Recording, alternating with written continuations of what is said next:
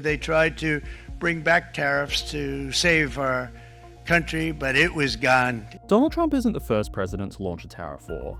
But how did the last one turn out? Let's go back to 1930. The US had just entered a recession. Factories were closing, farms were collapsing, and people were struggling.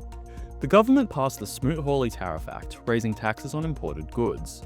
Over 1,000 economists had signed an open letter urging President Herbert Hoover not to sign the bill, but he did it anyway. Fundamental American liberties are at stake now.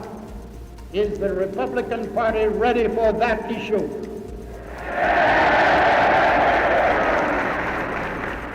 His goal was to protect American industries, but the consequences came in quick.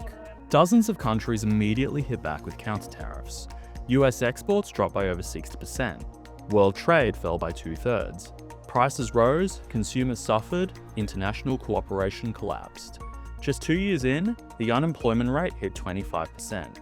In other words, the tariffs didn't help the US economy recover. They helped turn a budding recession into a decade-long depression. Of course, this was almost 100 years ago. The world economy was far less globalized and complex than it is today. Trump says it's different this time, that the US economy is stronger and that the world needs American buyers more than ever.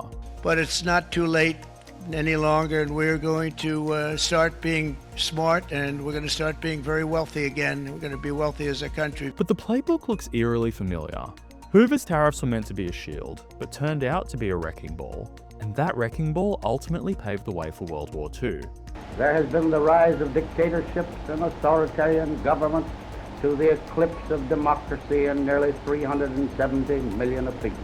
Some critics are already calling this Smoot-Hawley 2.0, and they're urging Trump to pull back on his trade war before history repeats itself.